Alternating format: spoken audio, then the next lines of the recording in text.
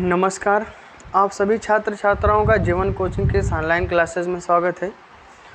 आज हम लोग संविधान का भाग 5 शुरू करेंगे और संविधान का जो भाग 5 है बहुत ही इम्पॉर्टेंट भाग है और इसमें हम लोग बहुत ही विस्तृत अध्ययन करते हैं। एक तरीके से जैसे राष्ट्रपति के बारे में पढ़ना हो, उपराष्ट्रपति के बारे में पढ़ना हो, महान्यायवादी के बारे में पढ़ना हो, नियंत्रक महालेखा परीक्षक के बारे में पढ़ना हो, हमारी जो मंत्रिपरिषद होती है उसका अध्ययन करना हो, या हमारी जो संसद है जिसको हम लोकसभा राज्यसभा कहते हैं उनकी कार्यवाहियों का उनका विस्तृत अध्ययन करना हो, तो हम उन सभी का अध्ययन करते हैं भाग 5 में। और ये भाग 5 में आज हम जो पहले टॉपिक पढ़ेंगे वो है संघीय कार्यपालिका। भाग 5 में आज हम जो पहली टॉपिक पढ़ेंगे वो है संघीय कार्यपालिका। और ये जो संघीय कार्यपालिका है इसका अगर विस्तार देखा जाए तो इसका विस्तार अनुच्छेद 52 से लेकर अनुच्छेद 78 तक मिलता है। अनुच्छेद 52 से लेकर अनुच्छेद 78 तक मिलता है। और ये जो संघीय कार्यपालिका है इसके अंतर्गत अगर देखा जाए तो मुख्य रूप से हम 4 लोगों का अध्ययन करते हैं। पहला है भारत का राष्ट्रपति, दूसरा है भारत का उपराष्ट्रपति, तीसरा है महान्यायवादी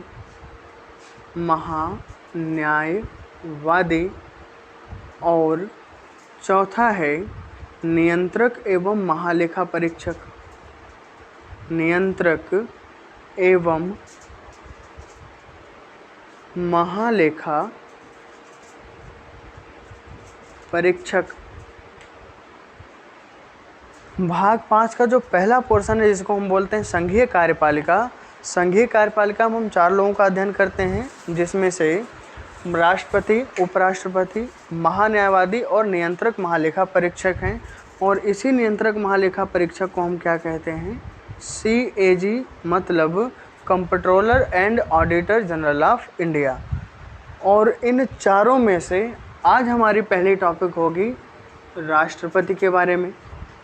आज हमारी पहली टॉपिक होगी राष्ट्रपति के बारे में। और यहाँ पर हम देखेंगे कि राष्ट्रपति का उल्लेख किन अनुच्छेदों में है, राष्ट्रपति के कार्य क्या होते हैं, राष्ट्रपति कैसे काम करता है, उसका चुनाव कैसे होता है इत्यादि। राष्ट्रपति का एक संपूर्ण अध्ययन हम इस भाग में करेंगे। तो चलिए हम लोग शुरू करते हैं राष्ट्रपति के बारे में।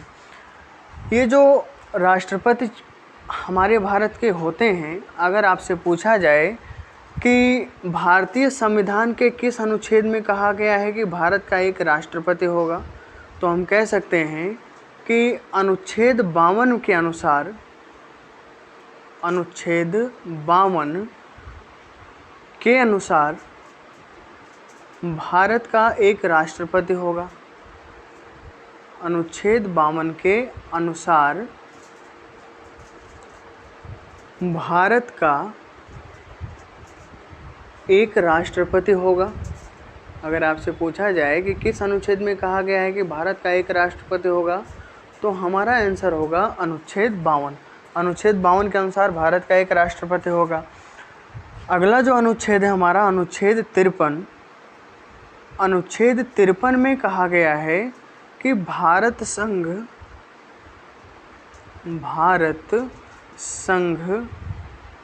की कार्यपालिका संबंधी शक्तियाँ, कार्यपालिका संबंधी समस्त शक्तियाँ, कार्यपालिका संबंधी समस्त शक्तियाँ राष्ट्रपति में निहित होंगी। समस्त शक्तियाँ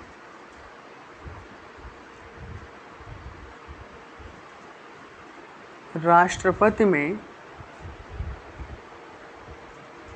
निहित होते हैं या निहित होंगे।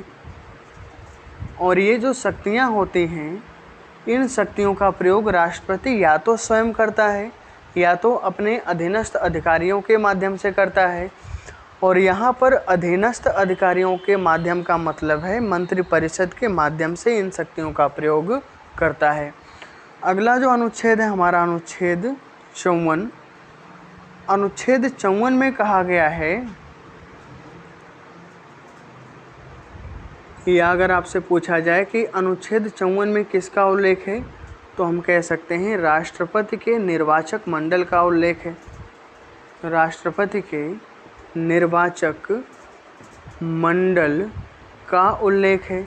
और यहाँ पर निर्वाचक मंडल से आशय ये है कि राष्ट्रपति का जब चुनाव होता है तो उसमें कौन कौन लोग भाग लेते हैं, राष्ट्रपति के निर्वाचन में कौन कौन शामिल होते हैं या कौन कौन लोग वोट देते हैं। तो जो राष्ट्रपति का निर्वाचन है इसमें अगर हम देखेंगे तो इसमें हमको कई सारे लोग मिलेंगे, जैसे लोकसभा प्लस राज्यसभा के निर्वाचित सदस्य, लोकसभा और राज्यसभा के निर्वाचित सदस्य, या हम कह सकते हैं कि संसद के निर्वाचित सदस्य। उसके बाद जो राज्य हैं, राज्यों की विधानसभाओं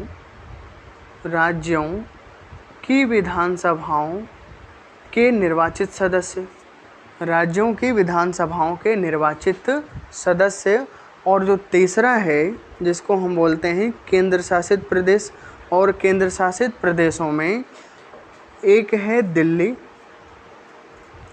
और दूसरा है पुदुचेरी। एक है दिल्ली, दूसरा है पुदुचेरी के विधानसभा के निर्वाचित सदस्य, के विधानसभा के निर्वाचित सदस्य। इतने सदस्य राष्ट्रपति के निर्वाचन में शामिल होते हैं। एक बार पुनः इनको देख लेते हैं कि राष्ट्रपति का जो निर्वाचक मंडल है इसका आशय ये है कि जब राष्ट्रपति का चुनाव होता है तो कितने लोग भाग लेते हैं, मतलब कितने लोग मत देते हैं, कितने लोग अपना वोट देते हैं। तो वोट देने वाले लोगों में पहली बात तो आप याद रखिएगा सभी के सभी कैसे सदस्य होते हैं, निर्वाचित सदस्य होते हैं। मनोनीत सदस्यों को राष्ट्रपति के निर्वाचन में शामिल नहीं किया जाता है।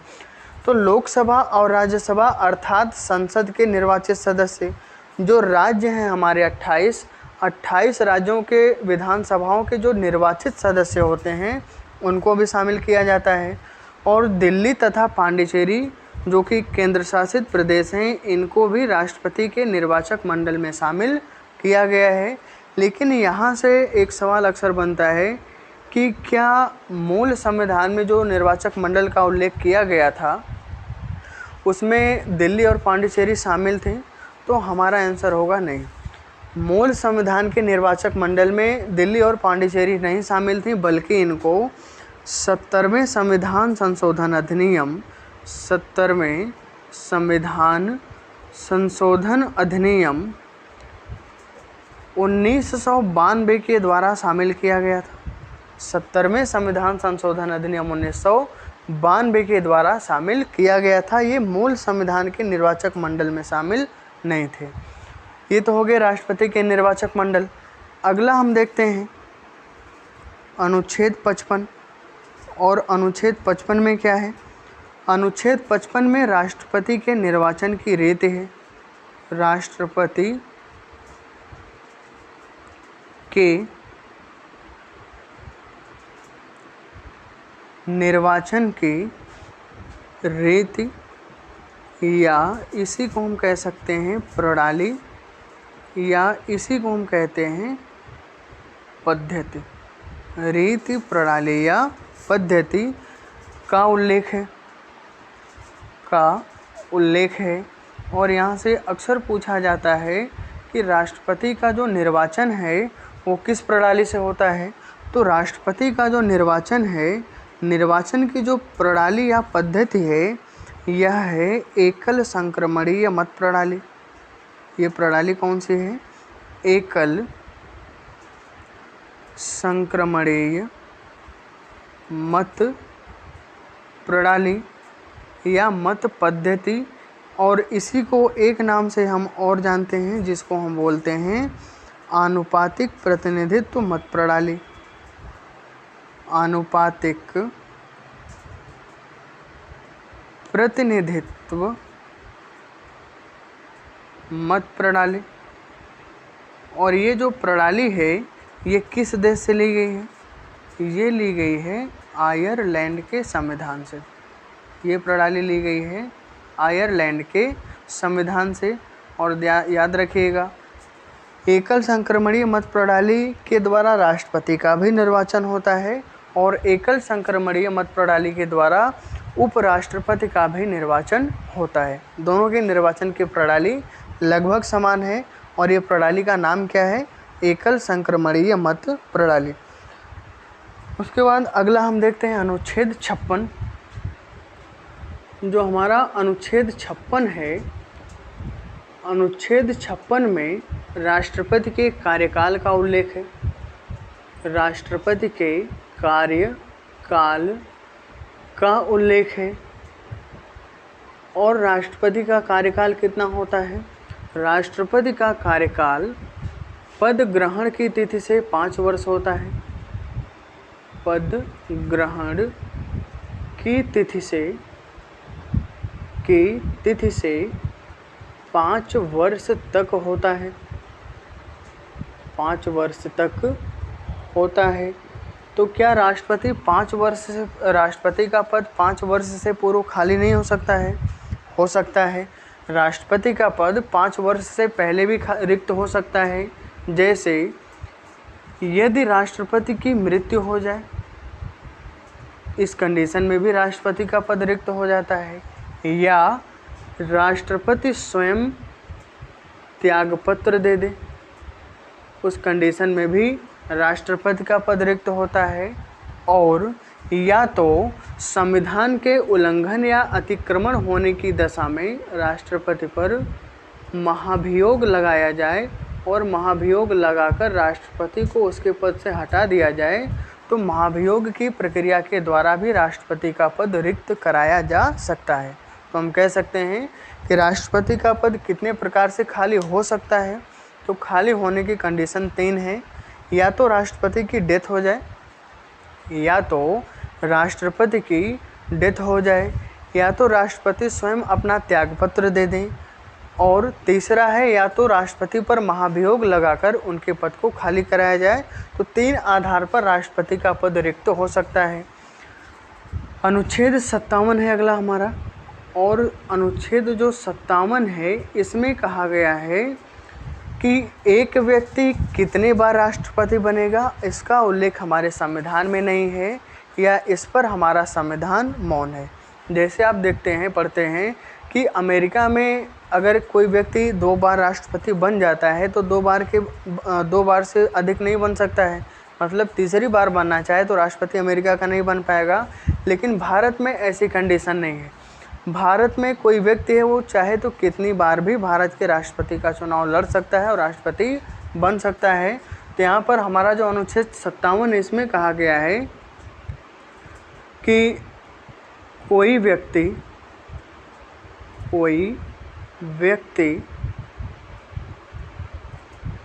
कितनी बार राष्ट्रपति बनेगा, कोई व्यक्ति कितनी बार राष्ट्रपति बनेगा, इसका उल्लेख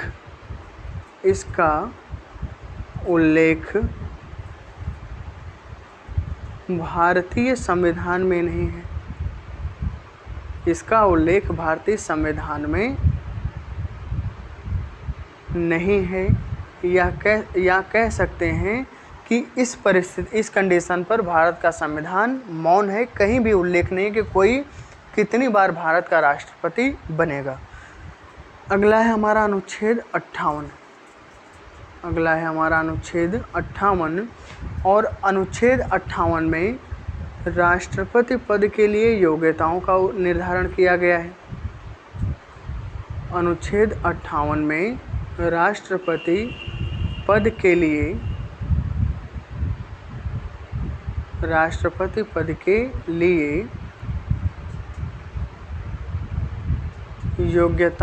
योग्यताओं का उल्लेख है। और ये योग्यताएं कौन कौन सी हैं? योग्यताओं की बात की जाए तो योग्यताएं कई सारी हैं। जैसे पहली जो योग्यता है उसमें हम देखते हैं कि पहली योग्यता ये है कि उसको भारत का नागरिक होना चाहिए। वो भारत का क्या हो? नागरिक हो। लेकिन आवश्यक ये नहीं है कि वो जन्म से भारत का नागरिक हो। किसी भी तरीके से अगर वह भारत का नागरिक है कोई व्यक्ति, तो राष्ट्रपति का चुनाव लड़ सकता है। ये तो पहली हो गई। दूसरी जो योग्यता है कि उसकी आयु 35 वर्ष पूरी कर चुका हो। जो आयु है वह 35 वर्ष पूरी कर चुका हो, उसकी आयु 35 वर्ष पूर्ण हो। तीसरा हमारा है वह लोकसभा का सदस्य बनने की योग्यता रखता हो, या लोकसभा का सदस्य चुने जाने की योग्यता रखता हो। चुने जाने की योग्यता रखता हो। और अगला हमारा है कि वह किसी लाभ के पद पर ना हो। वह किसी लाभ के पद पर ना हो। वह किसी लाभ के पद पर ना हो। और हमारा इसमें आखिरी योग्यता है, उसमें कहा गया है कि अगर कोई व्यक्ति राष्ट्रपति का चुनाव लड़ना चाहता है तो संसद के कम से कम 50 सदस्य उसके नाम का क्या लाएंगे? प्रस्ताव लाएंगे। उसके नाम का प्रस्ताव लाएंगे और 50 सदस्य उस पर अपना क्या करेंगे? हस्ताक्षर करेंगे। 50 सदस्य इस पर अपना हस्ताक्षर करेंगे। इसको हम बोलते हैं प्रस्तावक और अनुमोदक। इसको हम क्या बोलते हैं? प्रस्तावक और अनुमोदक। जैसे सवाल अक्सर पूछा जाता है कि राष्ट्रपति के चुनाव के लिए कितने प्रस्तावक होने चाहिए, तो हमारा आंसर होगा 50।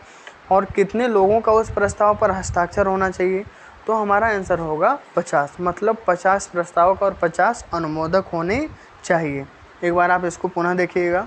अगर आपसे पूछा जाए कि अनुच्छेद 58 में क्या है, या राष्ट्रपति की योग्यताओं का उल्लेख किस अनुच्छेद में है, तो हम कहेंगे अनुच्छेद 58। और अनुच्छेद 58 में जो योग्यताएं हैं वे कौन कौन सी योग्यताएं हैं? तो पहली योग्यता है कि वह भारत का नागरिक होना चाहिए, लेकिन ये आवश्यक नहीं है कि वो भारत का जन्म से नागरिक हो। दूसरा है कि उसकी जो आयु है वह 35 वर्ष पूरी हो चुकी हो, मतलब वह 35 वर्ष की आयु पूरी कर चुका हो। अगला है कि वह लोकसभा का सदस्य चुने जाने की योग्यता रखता हो, मतलब जो लोकसभा का सदस्य बनने की योग्यता है अगर वह उसको पूरी करता है तो राष्ट्रपति का चुनाव लड़ सकता है। और अगला है कि वह किसी लाभ के पद पर ना हो और किसी सदन का सदस्य ना हो। किसी लाभ के पद पर ना हो और किसी सदन का सदस्य ना हो। अगर किसी लाभ के पद पर है तो उसको पद छोड़ना होगा। किसी सदन का सदस्य है तो राष्ट्रपति चुने जाने के बाद उसको उस सदन की सदस्यता से त्यागपत्र देना पड़ेगा। ये तो योग्यताएं हो गई राष्ट्रपति की। अगला हमारा अनुच्छेद है अनुच्छेद 59। अनुच्छेद 59 और अनुच्छेद 59 में राष्ट्रपति के वेतन और इनके भत्ते का उल्लेख है। राष्ट्रपति के वेतन और भत्ते का उल्लेख है।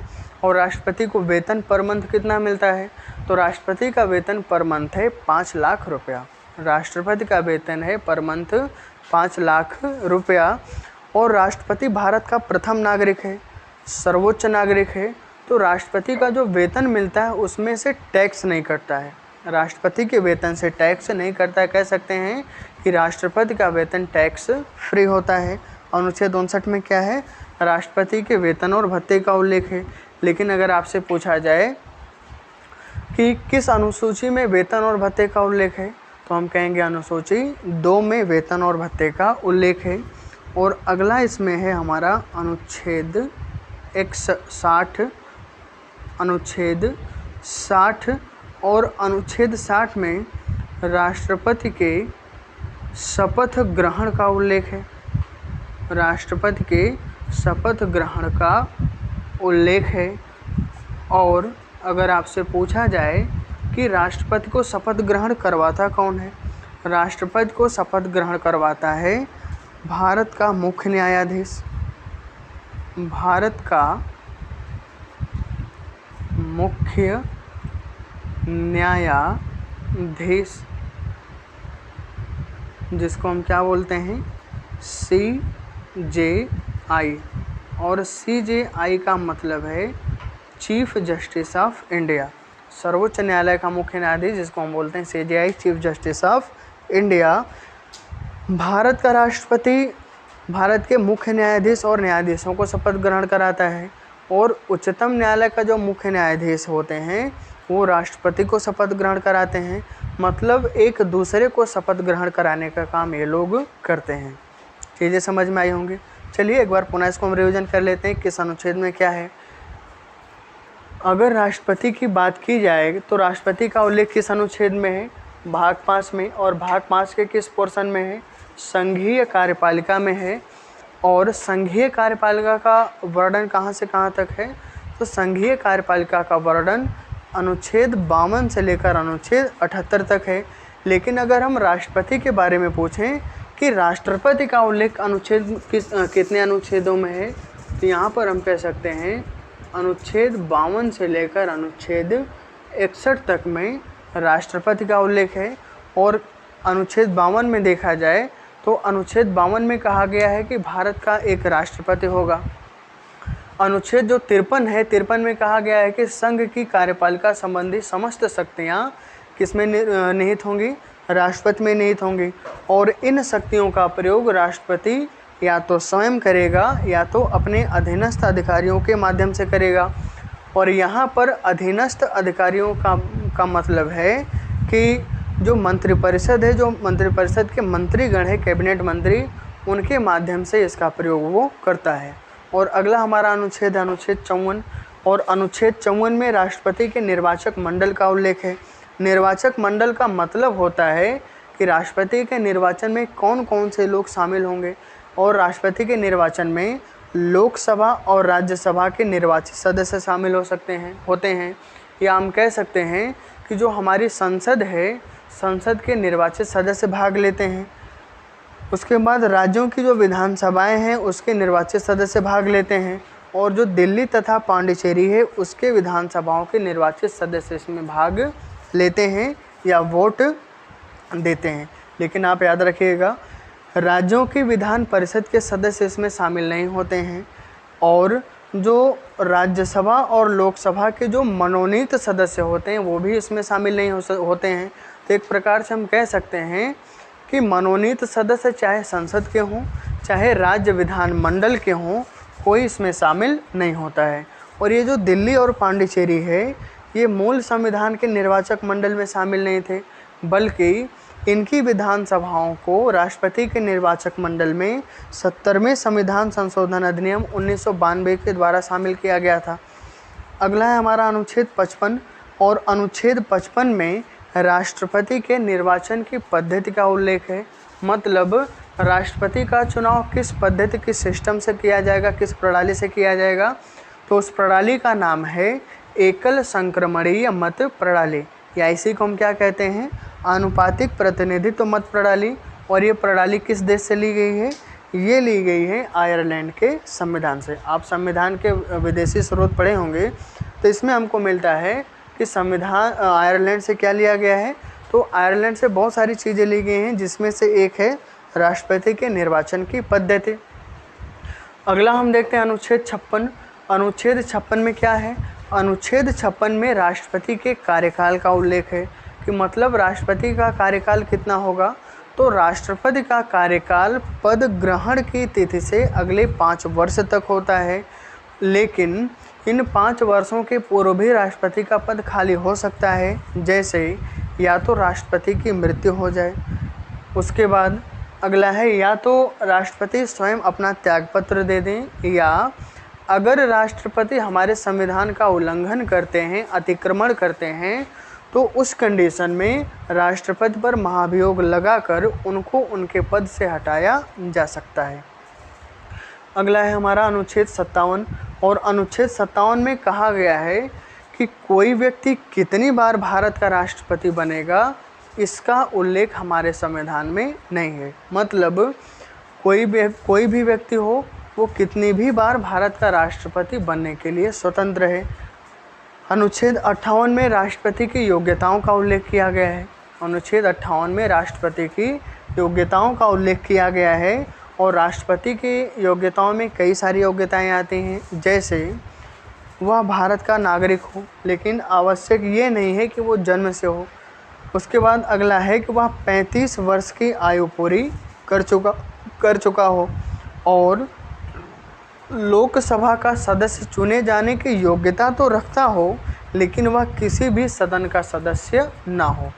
लोकसभा का सदस्य चुने जाने की योग्यता तो रखता हो, लेकिन ये किसी भी सदन का सदस्य ना हो, और किसी भी लाभ के पद पर ना हो, और उस व्यक्ति के नाम का 50 सदस्य प्रस्ताव लाएं, और ये सदस्य कहाँ के होने चाहिए? संसद के, मतलब लोकसभा और राज्यसभा के। उस व्यक्ति के नाम का प्रस्ताव संसद के 50 सदस्य लाएंगे, और 50 सदस्य ही उसके नाम के प्रस्ताव पर हस्ताक्षर करेंगे, मतलब अनुमोदन करेंगे, तब कोई व्यक्ति राष्ट्रपति का चुनाव लड़ सकता है। और अगला है अनुच्छेद 59 में। अनुच्छेद 59 में क्या है? राष्ट्रपति के वेतन और भत्ते का उल्लेख है। और राष्ट्रपति का वेतन कितना है? राष्ट्रपति का वेतन है पर मंथ 5 लाख रुपया, जो कि टैक्स फ्री होता है। और अनुच्छेद 60 में राष्ट्रपति के शपथ ग्रहण का उल्लेख है। और राष्ट्रपति को शपथ ग्रहण करवाता कौन है? तो राष्ट्रपति को शपथ ग्रहण करवाता है भारत का मुख्य न्यायाधीश, मतलब सर्वोच्च न्यायालय का मुख्य न्यायाधीश। और अगर सर्वोच्च न्यायालय का मुख्य न्यायाधीश नहीं है, तो उसकी अनुपस्थिति में सर्वोच्च न्यायालय के मुख्य न्यायाधीश के द्वारा नियुक्त वरिष्ठतम न्यायाधीश राष्ट्रपति को शपथ ग्रहण कराता है। और अगर आपसे पूछा जाए कि राष्ट्रपति अपना त्यागपत्र किसे देगा, तो राष्ट्रपति अपना त्यागपत्र देता है उपराष्ट्रपति को। और अगर राष्ट्रपति अपना त्यागपत्र दे देता है, या किसी भी कारण से राष्ट्रपति का पद रिक्त होता है, खाली होता है, तो जो भारत के वाइस प्रेसिडेंट होते हैं, उपराष्ट्रपति, वे कार्यवाहक राष्ट्रपति के रूप में तब तक काम करेंगे जब तक हमारा अगला नया राष्ट्रपति चुनकर ना आ जाए। और 6 महीने के अंदर हमको नया राष्ट्रपति चुनना होता है। चीज़ें समझ में आई होंगी। आप इन चीज़ों को अच्छे से समझिएगा, क्योंकि अगर आप भाग 5 का राष्ट्रपति समझ जाते हैं, तो जब हम भाग 6 पढ़ेंगे तो वहाँ पर राज्यपाल एकदम हूबहू इसी तरीके से पढ़ना होता है, बस अंतर होता है अनुच्छेदों का, जबकि काम करने की सारी प्रक्रियाएं सेम होती हैं। आगे हम चलते हैं, तो एक अनुच्छेद इसमें और हमारा बचा हुआ है, जो कि अनुच्छेद 61 है। और अनुच्छेद 61 में उल्लेख है महाभियोग के प्रक्रिया की। अनुच्छेद 61 में उल्लेख है महाभियोग के प्रक्रिया की। अगर आपसे पूछा जाए कि महाभियोग की जो प्रक्रिया है वह किस पर लगाई जाती है, तो महाभियोग की प्रक्रिया लगाई जाती है राष्ट्रपति पर। क्यों लगाई जाती है? क्योंकि अगर राष्ट्रपति संविधान का उल्लंघन या अतिक्रमण करते हैं, उल्लंघन या अतिक्रमण से आशय ये है कि राष्ट्रपति को कार्य करने के लिए संविधान में जो प्रावधान दिए गए हैं, जो निश्चित किए गए हैं कानून, अगर उससे हटकर राष्ट्रपति कोई कार्य करते हैं, तो माना जाएगा कि राष्ट्रपति संविधान का उल्लंघन या अतिक्रमण करते हैं। लास्ट हम देखते हैं अनुच्छेद 61। अनुच्छेद 61, और इसमें क्या है?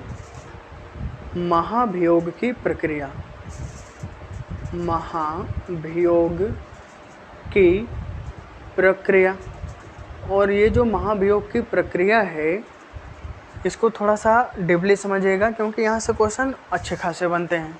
अगर आपसे पूछा जाए कि महाभियोग की प्रक्रिया किस पर लगाई जाती है, तो महाभियोग की प्रक्रिया लगाई जाती है राष्ट्रपति पर। महाभियोग की प्रक्रिया लगाई जाती है राष्ट्रपति पर। तो राष्ट्रपति पर लगाया जाता है। और अगर आपसे पूछा जाए कि ये जो महाभियोग की प्रक्रिया है ये लगाई क्यों जाती है, राष्ट्रपति पर महाभियोग की प्रक्रिया क्यों लगाई जाती है, तो हम कह सकते हैं कि यदि राष्ट्रपति संविधान का उल्लंघन करता है, यदि राष्ट्रपति संविधान का उल्लंघन करता है, संविधान का उल्लंघन या संविधान का अतिक्रमण करता है, संविधान का उल्लंघन या संविधान का अतिक्रमण करता है, तो उस कंडीशन में राष्ट्रपति को उसके पद से हटाने के लिए महाभियोग की प्रक्रिया लगाई जाती है। करता है तो राष्ट्रपति को उसके पद से हटाने के लिए, उसके पद से हटाने के लिए महाभियोग लगाया जाता है, महाभियोग लगाया जाता है। और अच्छी बात ये रही है भारत में कि भारत के किसी भी राष्ट्रपति के ऊपर अभी तक महाभियोग की प्रक्रिया नहीं लगाई गई है। और अगर आपसे पूछा जाए कि महाभियोग की जो प्रक्रिया है उसकी जो शुरुआत होती है, स्टार्टिंग होती है, वो किस सदन से होती है, तो महाभियोग की प्रक्रिया की शुरुआत संसद के किसी भी सदन से, संसद के किसी भी सदन, किसी भी सदन का मतलब है चाहे राज्यसभा से या लोकसभा से, किसी भी सदन से शुरू की जा सकती है, शुरू की जा सकती है। यहाँ से अगर आपसे पूछा जाए कि महाभियोग का जो प्रस्ताव है पहले किस सदन में लाया जाएगा, तो हम कह सकते हैं कि महाभियोग का प्रस्ताव पहले किसी भी सदन में लाया जा सकता है। और महाभियोग का प्रस्ताव, महाभियोग का प्रस्ताव लाए जाने से कितने दिन पहले राष्ट्रपति को सूचित करना होता है, तो महाभियोग का प्रस्ताव लाए जाने से 14 दिन पूर्व राष्ट्रपति को सूचित करना होता है कि हम आपको आपके पद से हटाने के लिए क्या कर सकते हैं, राष्ट्रपति को उसके पद से हटाने के लिए 14 दिन पहले हम उसको सूचित कर सकते हैं कि हम आपके विरुद्ध महाभियोग का प्रस्ताव ला रहे हैं। क्यों ला रहे हैं? क्योंकि आपने संविधान का उल्लंघन या अतिक्रमण किया है। ठीक, तो महाभियोग का प्रस्ताव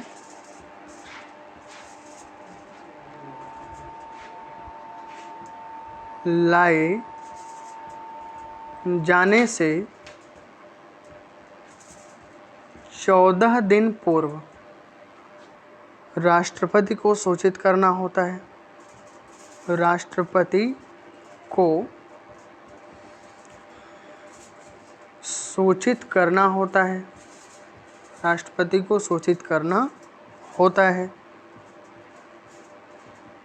ठीक, अगर राष्ट्रपति पर महाभियोग लगाया जा रहा है तो कितने दिन पहले राष्ट्रपति को सूचित करना होता है, तो हम कह सकते हैं कि 14 दिन पूर्व राष्ट्रपति को सूचित करना होता है कि हम आपके विरुद्ध कौन सा प्रस्ताव ला रहे हैं, महाभियोग का प्रस्ताव लाया जा रहा है। ठीक, जिस सदन में पहले प्रस्ताव लाया जाता है, जिस सदन में पहले प्रस्ताव लाया जाता है उसके 1/4 सदस्यों का हस्ताक्षर होना चाहिए। 1/4 सदस्यों का हस्ताक्षर होना चाहिए, या कह सकते हैं कि 1/4 सदस्यों का क्या होता है, हस्ताक्षर होता है। 1/4 सदस्यों का हस्ताक्षर होता है। उसके बाद आगे की प्रक्रिया देखते हैं। अगर महाभियोग का प्रस्ताव पहले सपोज दैट लोकसभा में लाया गया, अगर महाभियोग की प्रक्रिया, महाभियोग का जो प्रस्ताव है अगर लोकसभा में पहले लाया जाएगा तो लोकसभा के कितने सदस्यों का हस्ताक्षर होना चाहिए, 1/4 सदस्यों का हस्ताक्षर होना चाहिए। 1/4 सदस्य हस्ताक्षर करेंगे तो वो पहले पेश होगा लोकसभा में, और लोकसभा में पेश होने के बाद लोकसभा के 2/3 सदस्यों के द्वारा पारित करना होता है। 2/3 सदस्यों के द्वारा महाभियोग प्रस्ताव को पारित करना होता है। महाभियोग प्रस्ताव को पारित करना होता है, पारित करना होता है। जिस भी सदन में पहले जाएगा, चाहे लोकसभा में जाए चाहे राज्यसभा में जाए, या कह सकते हैं कि चाहे लोकसभा के द्वारा लाया जाए चाहे राज्यसभा के द्वारा लाया जाए, तो सबसे पहले उसके 1/4 सदस्यों का हस्ताक्षर होगा महाभियोग प्रस्ताव पर, और फिर उस सदन को अपने 2/3 सदस्यों के द्वारा उस प्रस्ताव को पारित करना होता है। अगर पहले सदन से पारित हो गया तो अगले सदन के लिए जाएगा, मतलब अगर लोकसभा से पारित हो गया तो राज्यसभा में जाएगा, और यहीं पर पारित नहीं हो पाया, अगर पहले ही सदन से महाभियोग प्रस्ताव पारित नहीं हो पाया तो महाभियोग का प्रस्ताव समाप्त माना जाएगा। और अगर पारित हो जाता है तो दूसरे सदन में जाएगा, और दूसरे सदन का मतलब यहाँ पर दूसरा सदन कौन सा होगा, राज्यसभा। और दूसरे सदन में जाएगा तो पहले सुनवाई होती है, पहले एक सुनवाई होती है, और इस सुनवाई में होता क्या है, राष्ट्रपति पर जो आरोप प्रत्यारोप लगाए जाते हैं, राष्ट्रपति उस सुनवाई में या तो अपने वकील के माध्यम से या स्वयं प्रस्तुत होकर अपने पक्षों को रखता है कि हमने क्या किया क्या नहीं किया, अपने पक्ष में बचाव में जो भी बोलना होता है बोलता है। और ये जो सुनवाई होती है, इस सुनवाई को हम कहते हैं अर्ध न्यायिक प्रक्रिया। इस सुनवाई को हम कहते हैं अर्ध न्यायिक प्रक्रिया। इस सुनवाई को हम कहते हैं अर्ध न्यायिक प्रक्रिया। और सुनवाई पूरी होने के बाद पुनः दूसरे सदन को भी 2/3 बहुमत से इसको क्या करना होता है, 2/3 बहुमत से इसको पारित करना होता है। सदस्यों के द्वारा महाभियोग प्रस्ताव को पारित करना होता है, प्रस्ताव को पारित करना होता है, पारित करना होता है। और अगर दूसरे सदन से भी पारित हो जाता है तो राष्ट्रपति पर महाभियोग का प्रस्ताव सिद्ध माना जाता है। तो राष्ट्रपति पर महाभियोग का प्रस्ताव या महाभियोग सिद्ध माना जाता है। और अगर राष्ट्रपति पर महाभियोग सिद्ध हो जाता है तो उसी दिन से राष्ट्रपति का पद क्या हो जाता है, उसी दिन से राष्ट्रपति का पद रिक्त हो जाता है। और राष्ट्रपति का पद रिक्त होने की कंडीशन में भारत के उपराष्ट्रपति कार्यवाहक राष्ट्रपति के रूप में कार्य करते हैं। एक बार आप इसको पुनः समझने की कोशिश करिएगा। अगर आपसे पूछा जाए कि महाभियोग का उल्लेख किस अनुच्छेद में है, तो हम कह सकते हैं कि महाभियोग का उल्लेख भारतीय संविधान के भाग 5 के अनुच्छेद 61 में है। ये जो महाभियोग है ये किस पर लगाया जाता है, तो हम कह सकते हैं महाभियोग लगाया जाता है राष्ट्रपति पर। और ये महाभियोग लगाया क्यों जाता है? तो लगाए जाने का कारण ये है कि अगर राष्ट्रपति संविधान का उल्लंघन करता है, संविधान का अतिक्रमण करता है, तो राष्ट्रपति को उसके पद से हटाने के लिए हम महाभियोग का प्रस्ताव लाते हैं। और ये जो महाभियोग का प्रस्ताव है पहले किस सदन में लाया जाता है? तो जो महाभियोग का प्रस्ताव है वो पहले किसी भी सदन में लाया जा सकता है। इसकी जो शुरुआत होती है ये किसी भी सदन से हो सकती है, चाहे लोकसभा से हो चाहे राज्यसभा से हो। और ये जो महाभियोग प्रस्ताव लाया जाता है, लाए जाने से 14 दिन पहले राष्ट्रपति को सूचित किया जाता है कि हम आपको पद से हटाने के लिए महाभियोग का प्रस्ताव ला रहे हैं। जिस सदन में पहले महाभियोग का प्रस्ताव लाया जाता है उसके 1/4 सदस्यों का प्रस्ताव पर हस्ताक्षर होना चाहिए। अब ये सदन चाहे लोकसभा हो चाहे राज्यसभा हो। सपोज दैट अगर महाभियोग का प्रस्ताव पहले लोकसभा में लाया गया तो लोकसभा के 1/4 सदस्यों का पहले हस्ताक्षर होगा प्रस्ताव पर, फिर 2/3 बहुमत से इसको पारित करना होता है। और अगर पारित हो गया तो ये अगले सदन में जाएगा, और नहीं पारित हो पाया पहले सदन से तो वहीं पर समाप्त हो जाता है। और अगर पहले सदन से पारित हो गया तो दूसरे सदन में जाएगा, और दूसरे सदन में पहले होती है सुनवाई, और इस सुनवाई को हम कहते हैं अर्धन्यायिक प्रक्रिया। और ये जो सुनवाई होती है जैसे अदालतों में सुनवाई होती है न्यायालयों में, ठीक उसी तरीके से यहाँ भी होती है। और इस सुनवाई में राष्ट्रपति अपने पक्ष को रखते हैं, अपने चाहे स्वयं रखें चाहे अपने वकील के माध्यम से रखें। और सुनवाई पूरी होने के बाद दूसरे सदन को भी 2/3 बहुमत से इसको पारित करना होता है। और अगर पारित हो गया तो राष्ट्रपति पर महाभियोग सिद्ध माना जाता है, और नहीं पारित हो पाया तो यहीं पर महाभियोग का प्रस्ताव समाप्त हो जाएगा। और सिद्ध होने के बाद राष्ट्रपति का पद रिक्त हो जाता है। और रिक्त होने के बाद जो भारत के उपराष्ट्रपति होते हैं वे भारत के कार्यवाहक राष्ट्रपति के रूप में कार्य करते हैं। चीज़ें समझ में आई होंगी। आप इन चीज़ों को बहुत ही बढ़िया तरीके से समझिएगा, क्योंकि यहाँ से बार बार क्वेश्चन पूछे जाते हैं, और अच्छे लेवल के क्वेश्चन पूछ लिए आप अच्छे से नहीं समझे रहेंगे तो समस्या हो सकती है। और यहीं पर एक चीज़ आप और समझ लीजिएगा, अक्सर कहा जाता है कि जो कुछ लोग बोल देते हैं कि जो महान्यायवादी होता है या जो निर्वाचन आयुक्त होता है या जो निर्वाचन आयुक्त होते हैं या जो नियंत्रक महालेखा परीक्षक होते हैं, इनको भी महाभियोग लगाकर हटाया जाता है।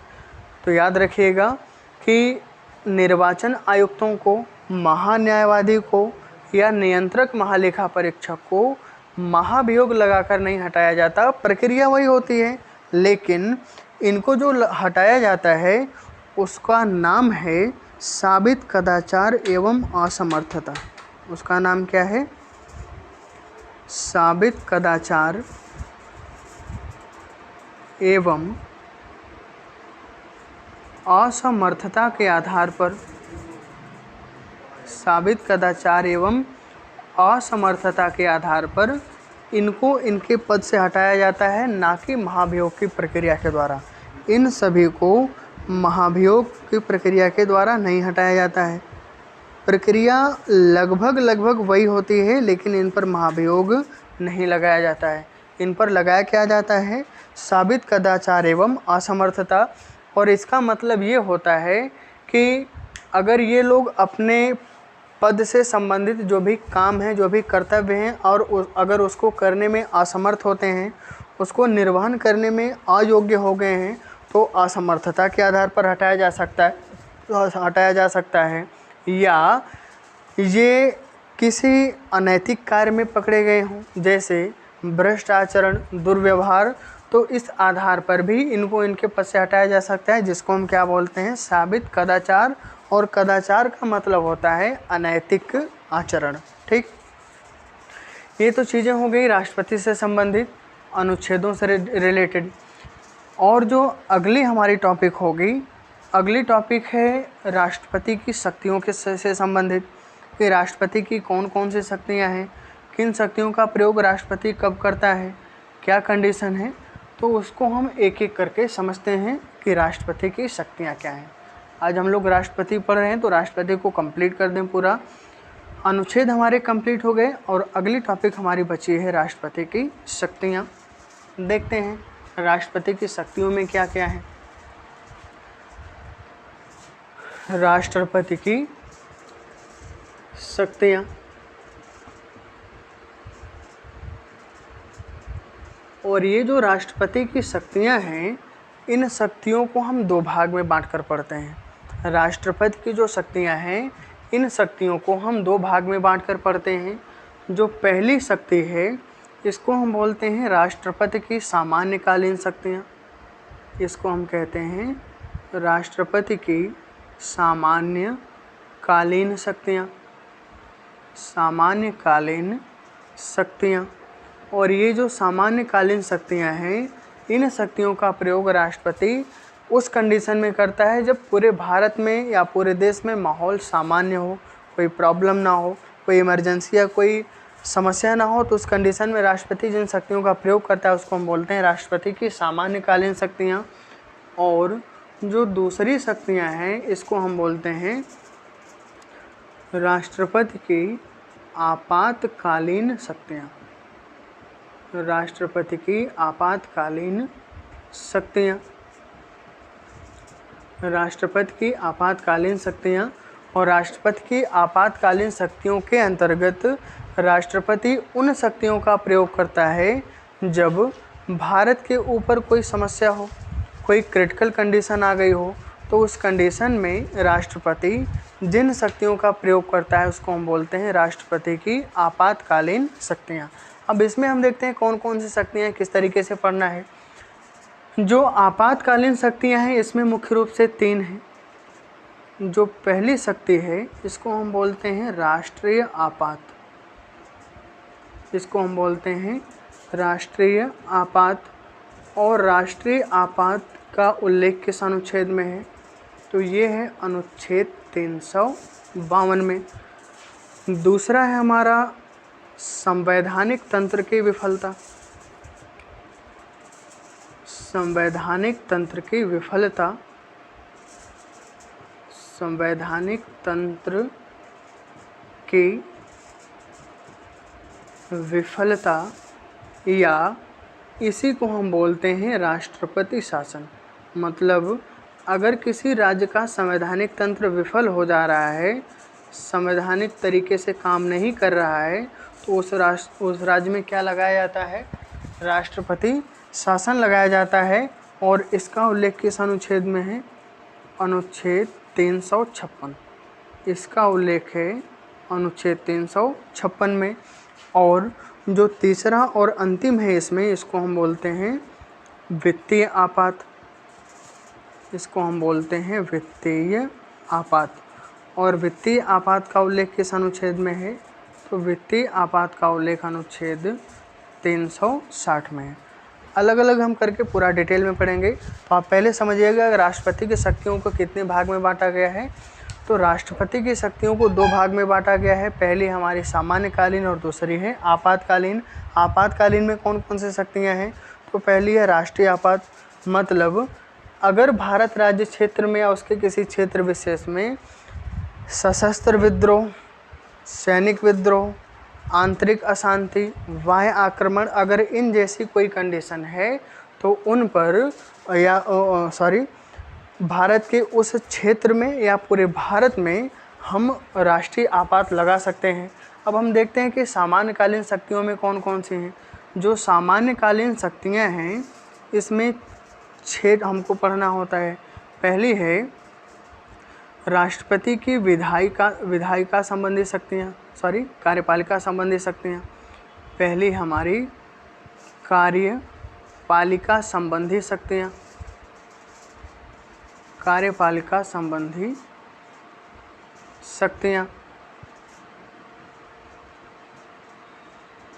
दूसरा है हमारा विधायिका संबंधी शक्तियाँ, विधायिका संबंधी शक्तियाँ।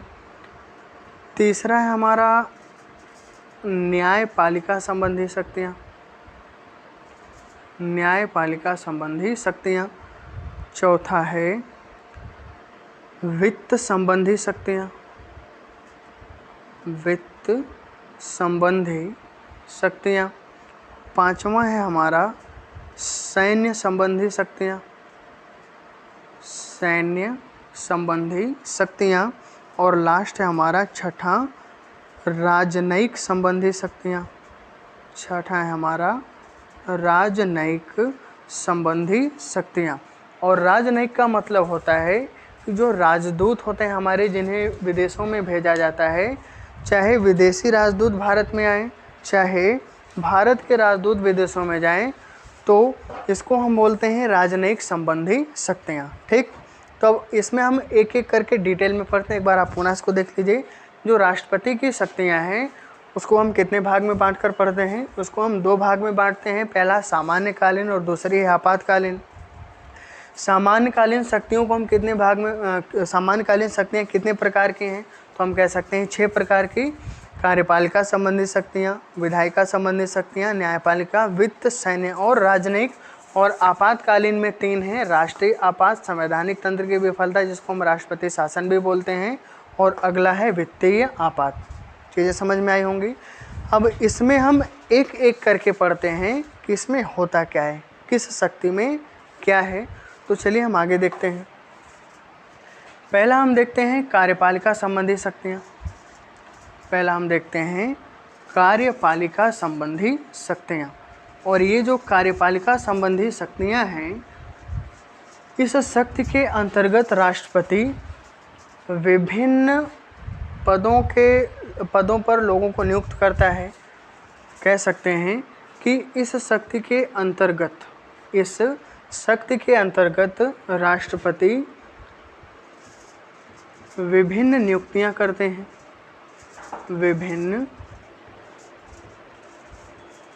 नियुक्तियां करते हैं। और विभिन्न नियुक्तियों का मतलब ये है, विभिन्न नियुक्तियां करते हैं जो कि निम्नलिखित हैं, जो कि निम्न है। अब देखते हैं कि किसकी किसकी नियुक्ति होती है। और नियुक्तियों की बात की जाए तो जैसे सबसे पहले हम देखते हैं भारत के राष्ट्रपति की नियुक्ति, राष्ट्रपति ही है। CJI की नियुक्ति, या कह सकते हैं कि जो हमारा उच्चतम न्यायालय है और जो उच्च न्यायालय है, उच्चतम न्यायालय और उच्च न्यायालय के जो न्यायाधीश हैं, इन न्यायाधीशों की नियुक्ति कौन करता है? इन न्यायाधीशों की नियुक्ति करता है भारत का राष्ट्रपति। तो यहाँ पर हम CJI हटा दे रहे हैं। अगर न्यायाधीश आ गया तो न्यायाधीश में सभी न्यायाधीश आ जाते हैं, चाहे मुख्य न्यायाधीश हों चाहे अन्य न्यायाधीश। तो उच्चतम न्यायालय के न्यायाधीशों और उच्च न्यायालय के न्यायाधीशों की नियुक्ति कौन करता है? भारत का राष्ट्रपति। थोड़ा सा कन्फ्यूजन इसमें हो सकता है।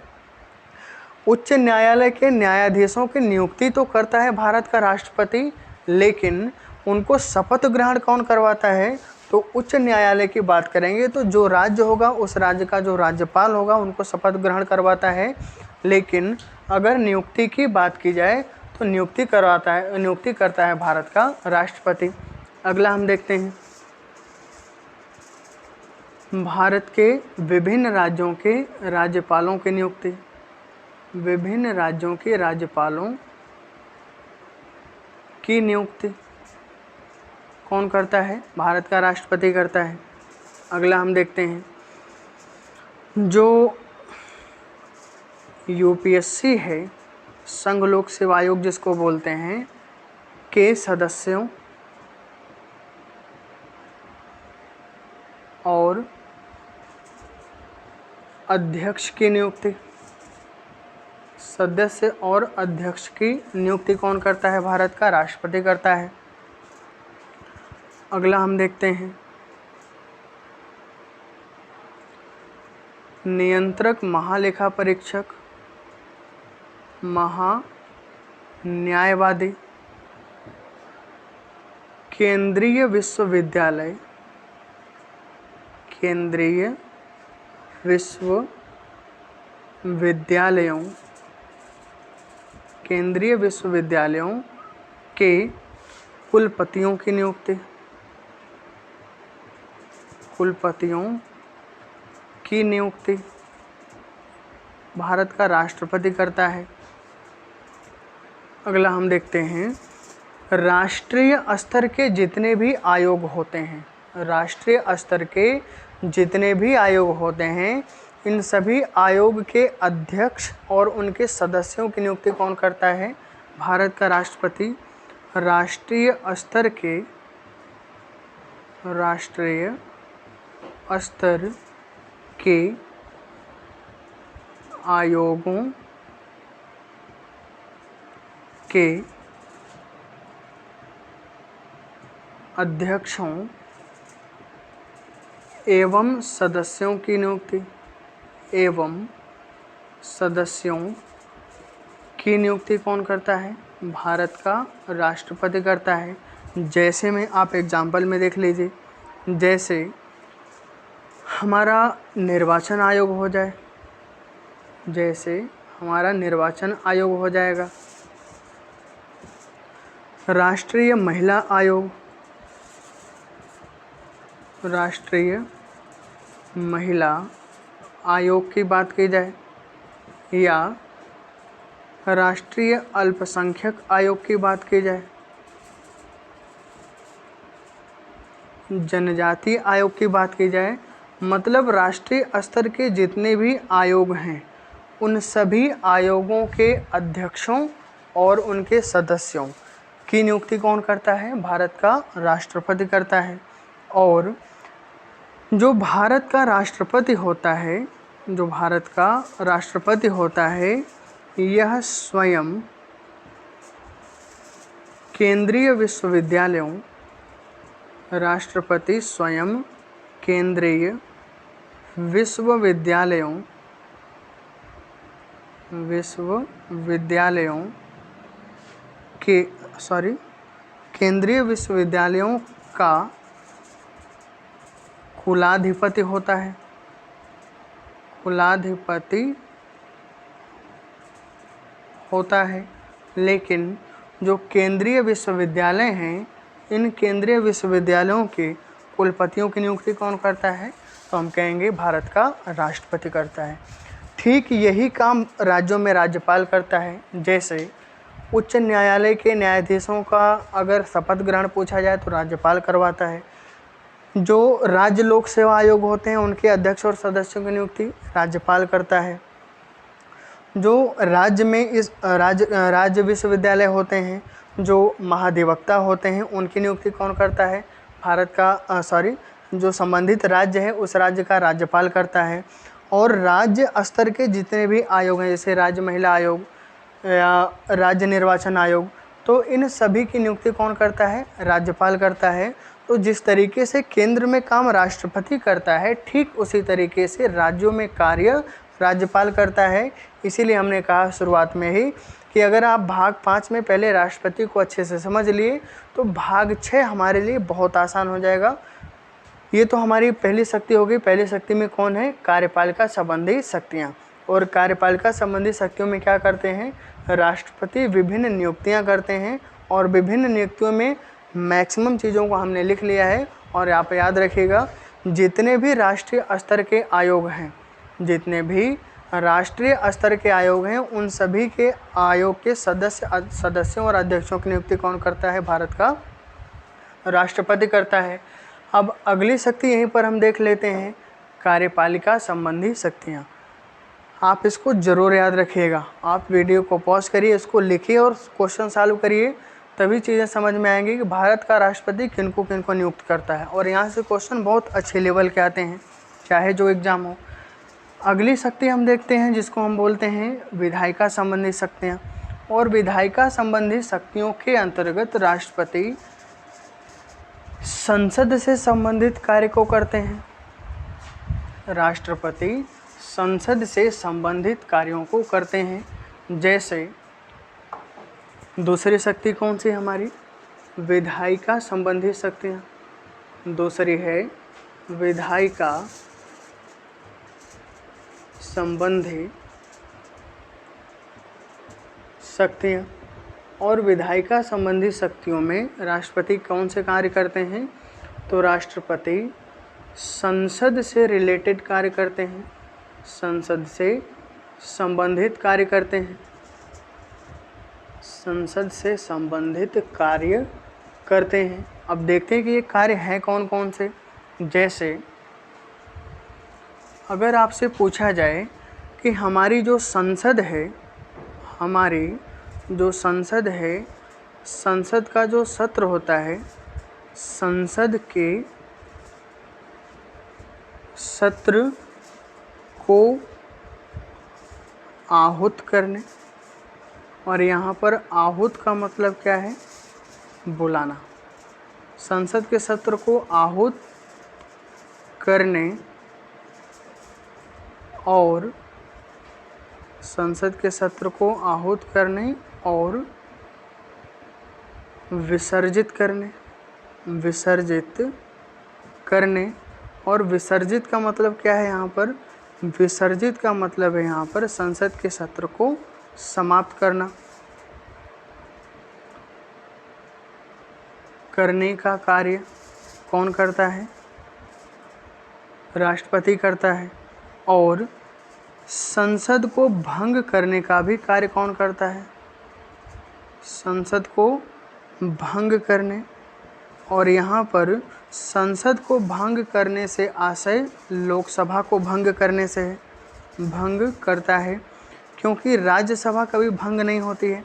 राज्यसभा हमारी एक अस्थायी सदन है, ये कभी विघटित नहीं हो सकती, बल्कि इसके सदस्य प्रति 6 वर्ष पर 2/3 सदस्य सेवानिवृत्त होते रहते हैं। तो यहाँ से अगर आपसे पूछा जाए कि संसद के सत्र को बुलाता कौन है, भारत का राष्ट्रपति। संसद के सत्र को समाप्त कौन करता है, विसर्जित कौन करता है, भारत का राष्ट्रपति। और संसद को भंग कौन करता है, तो भारत का राष्ट्रपति करता है। और जो भंग करता है वह किसकी सलाह से भंग करता है, तो हम कह सकते हैं कि प्रधानमंत्री की सलाह से भंग करता है। प्रधानमंत्री की सलाह पर, प्रधानमंत्री की सलाह पर भंग करता है, भंग कर सकता है। अगला हम देखते हैं, संसद की कार्यवाही, संसद की कार्यवाही, संसद की कार्यवाही का समय, संसद की कार्यवाही का समय और संसद की कार्यवाही का स्थान निश्चित करता है, निश्चित करता है। फिर हम अगला देखते हैं, प्रधानमंत्री की नियुक्ति करता है, प्रधानमंत्री की नियुक्ति करता है, नियुक्ति करता है। और प्रधानमंत्री की सलाह पर, और प्रधानमंत्री की सलाह पर मंत्रिपरिषद के अन्य मंत्रियों की नियुक्ति करता है, मंत्रिपरिषद के अन्य मंत्रियों की नियुक्ति करता है, की नियुक्ति करता है। लेकिन अन्य मंत्रियों की नियुक्ति करता है, लेकिन मंत्रिपरिषद के सभी सदस्य, मंत्रिपरिषद के सदस्य, मंत्रिपरिषद के सदस्य राष्ट्रपति के प्रसाद पर्यंत, राष्ट्रपति के प्रसाद पर्यंत, और यहाँ पर प्रसाद पर्यंत का मतलब ये है कि जब तक राष्ट्रपति चाहेगा। प्रसाद पर्यंत अपना पद धारण करते हैं, अपना पद धारण करते हैं। ये सब चीज़ें आपको जब संसद आप पढ़ेंगे तो बहुत ही ज़्यादा हेल्प करेंगी। इन सब चीज़ों को आप बहुत ही बारीकी से समझिएगा। प्रधानमंत्री की नियुक्ति कौन करता है? राष्ट्रपति करता है। और प्रधानमंत्री की सलाह पर अन्य मंत्रियों की नियुक्ति भी कौन करता है? राष्ट्रपति करता है। लेकिन जो मंत्रिपरिषद के सदस्य होते हैं, जो मंत्रिपरिषद के सदस्य होते हैं, वे राष्ट्रपति के प्रसाद पर्यंत अपना पद धारण करते हैं। और राष्ट्रपति के प्रसाद पर्यंत का मतलब है राष्ट्रपति की इच्छा तक। राष्ट्रपति की इच्छा तक। वास्तव में इच्छा तो होती है प्रधानमंत्री की, सारे कार्य सारे डिसीजन लेता है प्रधानमंत्री, लेकिन किसके सामने काम कौन करता है? तो काम करता है नियुक्त करने का काम राष्ट्रपति, लेकिन उनको हटाने और चुनने का काम करते हैं भारत के प्रधानमंत्री। ये चीज़ें हो गई। अगला हम देखते हैं, अगर आपसे पूछा जाए कि जो धन विधेयक है, धन विधेयक किस अनुच्छेद में है?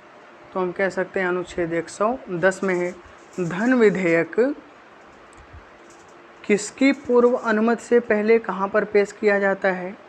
तो राष्ट्रपति की पूर्व अनुमति से, राष्ट्रपति की पूर्व अनुमति से पहले केवल लोकसभा में पेश किया जाता है। लोकसभा में पेश किया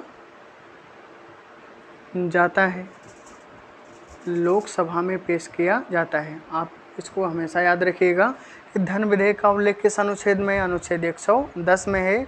और जो धन विधेयक है वो पहले कहाँ पर पेश किया जाता है? तो केवल और केवल लोकसभा में पेश किया जाता है। और किसकी पूर्व अनुमति से पेश किया जाता है? तो राष्ट्रपति की पूर्व अनुमति से पहले केवल और केवल लोकसभा में पेश किया जाता है। पूर्व अनुमति का मतलब ये है कि सामान्यतः विधेयक संसद के दोनों सदनों से पारित होने के बाद राष्ट्रपति के पास जब जाते हैं तो राष्ट्रपति उस पर अपना हस्ताक्षर करते हैं और फिर वो अधिनियम बनता है। लेकिन धन विधेयक के संबंध में एकदम उल्टा है। धन विधेयक को पेश करने से पहले ही राष्ट्रपति से हस्ताक्षर करवाया जाता है और इसका उल्लेख हमारे अनुच्छेद 110 में है।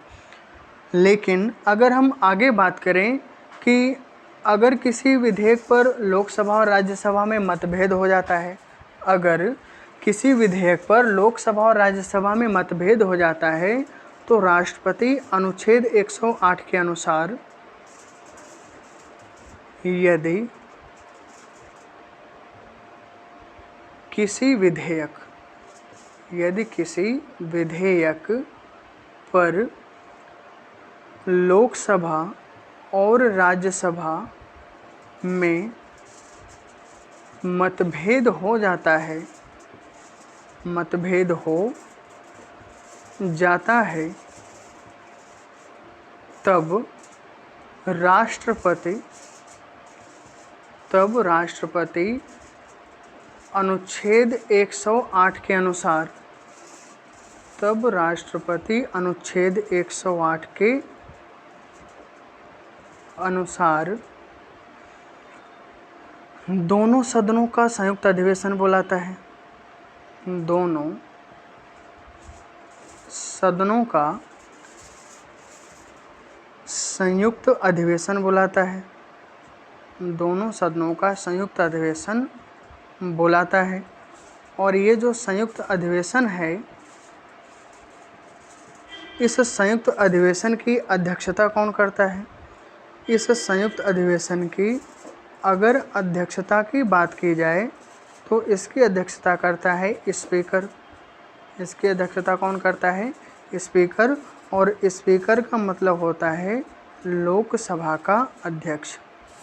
स्पीकर का मतलब होता है लोकसभा का अध्यक्ष। इसको आप हर हाल में याद रखिएगा कि संयुक्त अधिवेशन कौन बुलाता है? संयुक्त अधिवेशन बुलाता है भारत का राष्ट्रपति। कब बुलाता है?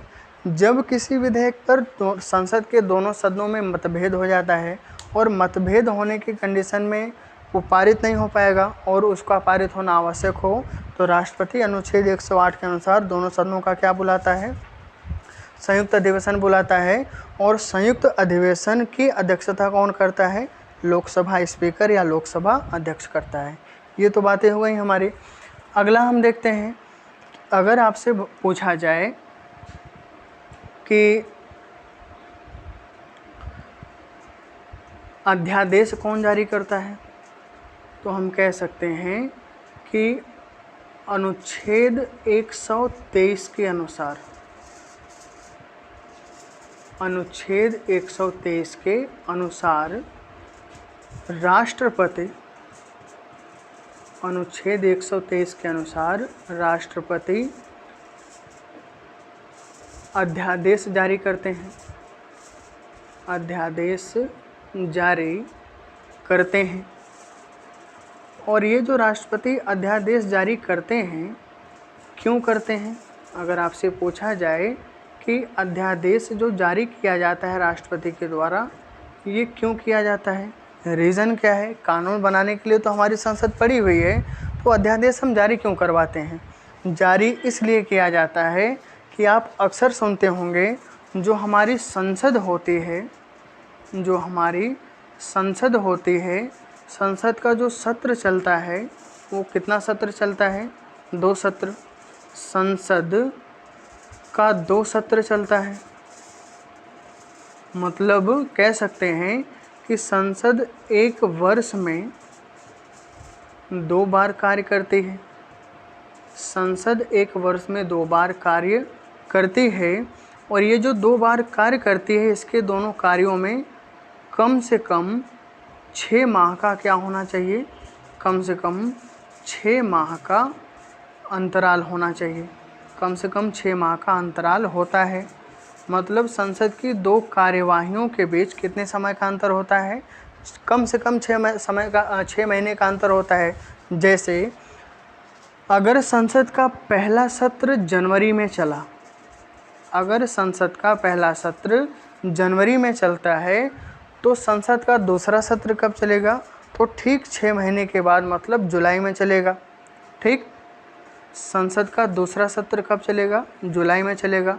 मतलब हम कह सकते हैं कि संसद का सत्र, संसद के 2 सत्रों के बीच में कितने समय का अंतर होना चाहिए? कम से कम 6 महीने का अंतर होना चाहिए।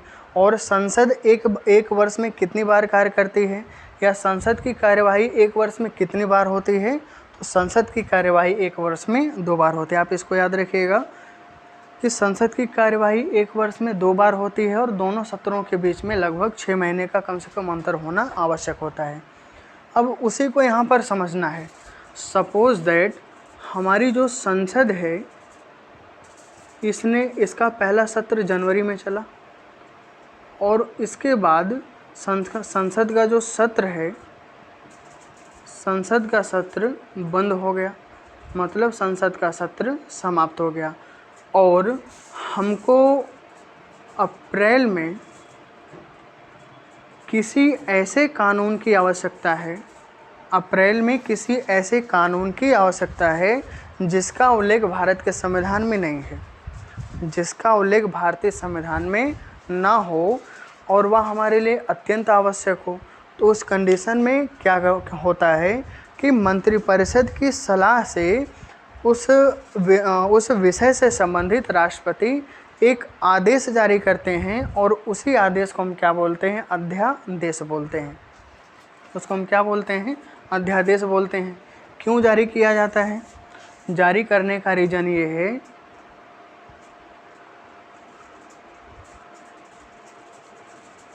जब संसद का सत्र ना चल रहा हो, ना चल रहा हो और उसी समय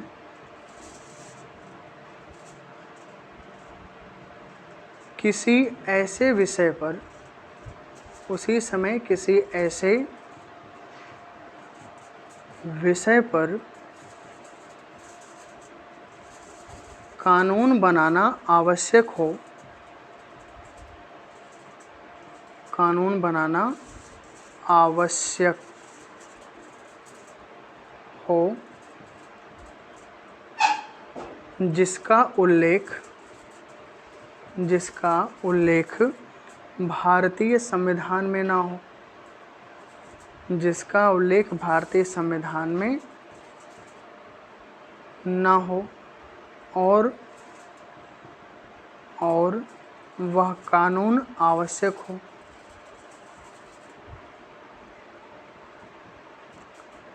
तब मंत्रिपरिषद की सलाह पर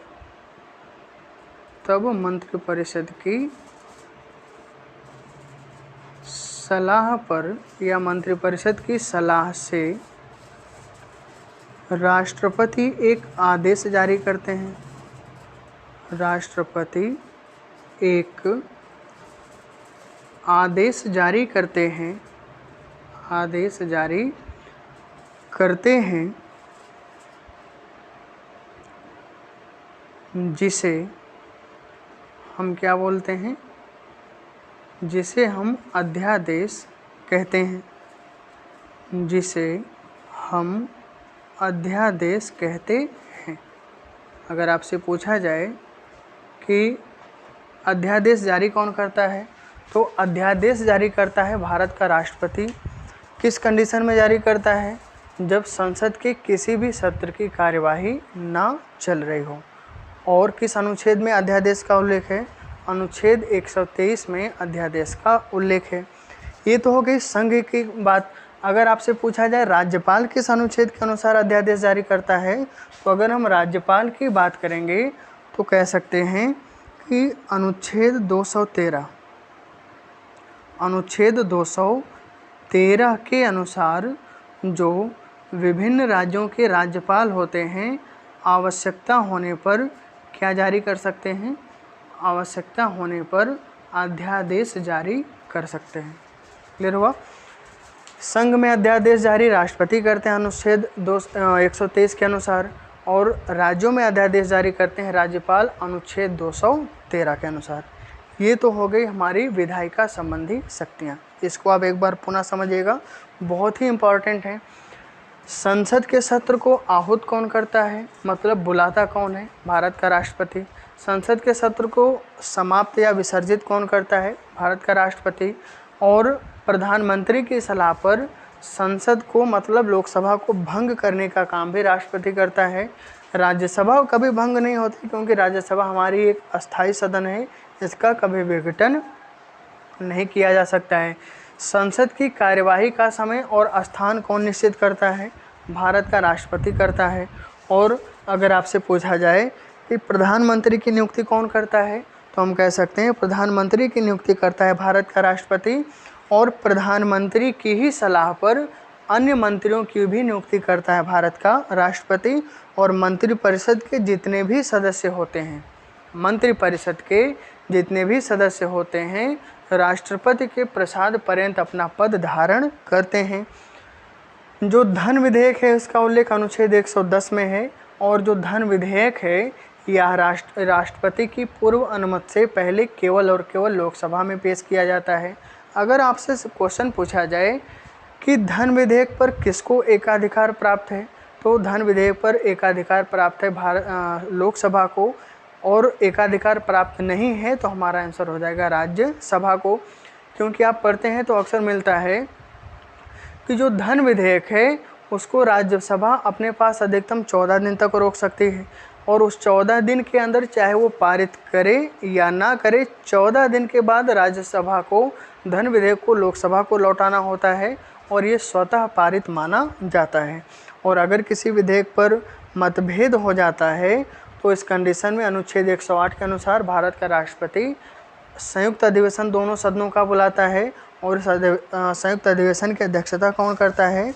तो संयुक्त अधिवेशन की अध्यक्षता करता है भारत का लोकसभा अध्यक्ष, या जिसको हम बोलते हैं स्पीकर। और केंद्र में अध्यादेश कौन जारी करता है? तो तो केंद्र में अध्यादेश जारी करता है भारत का राष्ट्रपति अनुच्छेद 123 के अनुसार, और राज्य में अध्यादेश जारी करते हैं भारत के राज्यपाल अनुच्छेद 123 के 213 के अनुसार। ये तो हो गई राष्ट्रपति की विधायिका संबंधी शक्तियाँ। आप इन चीज़ों को ज़रूर याद रखिएगा और नोट भी क्लियर बनाइएगा। अगली शक्ति है न्यायपालिका संबंधी शक्तियाँ। ये तो दो हमारी बड़ी बड़ी शक्तियाँ थी जिसमें बहुत सारी चीज़ों को पढ़ना होता है, और जो राष्ट्रपति की हमने विधायिका और कार्यपालिका संबंधी शक्तियों को पढ़ा है, इन जो भी बातें हमने इसमें पढ़ाया है, आपको बताया है, इन सभी बातों का प्रयोग हर हाल में जब हम संसद पढ़ेंगे तो हर हाल में उसका वहाँ पर प्रयोग होना है। तो आप इन चीज़ों को याद ज़रूर रखिएगा, क्योंकि अगर ये चीज़ें याद नहीं तो आपको संसद पढ़ने में बहुत आसानी होगी, और संसद में इन्हीं सभी चीज़ों का उल्लेख होना है। अगली शक्ति हम देखते हैं न्यायपालिका संबंधी शक्तियाँ। अगली शक्ति कौन सी है? न्यायपालिका संबंधी शक्तियाँ। और न्यायपालिका संबंधी शक्तियों में देखते हैं होता क्या है। जैसे न्यायपालिका संबंधी शक्तियों को समझने से पहले आप न्यायपालिका के कार्यों को थोड़ा सा समझिएगा। अगर कोई व्यक्ति कोई अपराध करता है तो उस व्यक्ति को सज़ा देने ना देने, सुनवाई फैसला करने का काम कौन करता है? हमारी न्यायपालिका करती है, चाहे वो जिला न्यायालय हो, उच्च न्यायालय हो या उच्चतम न्यायालय हो। ठीक उसी तरीके से न्यायपालिका संबंधी शक्तियों में भी राष्ट्रपति के कुछ कार्य होते हैं। जैसे अगर कोई व्यक्ति है उसको मृत्युदंड मिला है, अगर कोई व्यक्ति है उसको उसके अपराध के लिए मृत्युदंड की सज़ा मिली है, तो राष्ट्रपति मंत्रिपरिषद की सलाह पर इस मृत्युदंड को या तो आजीवन कारावास में बदल सकता है, आजीवन कारावास में बदल सकता है, आजीवन कारावास में बदल सकता है, या तो उस व्यक्ति को क्षमा कर सकता है, क्षमा कर सकता है। और क्षमा कब करेगा? क्षमा उस कंडीशन में करता है जब अपराधी राष्ट्रपति के पास क्या भेजता है? जब अपराधी राष्ट्रपति के पास भेजता है क्षमा याचिका, और इस क्षमा याचिका को राष्ट्रपति स्वीकार भी कर सकता है, और इस क्षमा याचिका को राष्ट्रपति अस्वीकार भी कर सकता है। अब डिपेंड करता है कि मंत्रिपरिषद निर्णय कौन सा देती है, क्योंकि सभी जो निर्णय लिए जाते हैं मंत्रिपरिषद की सलाह से लिए जाते हैं। तो हम कह सकते हैं कि अगर कोई व्यक्ति कोई अपराध करता है तो उस व्यक्ति को उस अपराध के लिए राष्ट्रपति एक प्रकार की सज़ा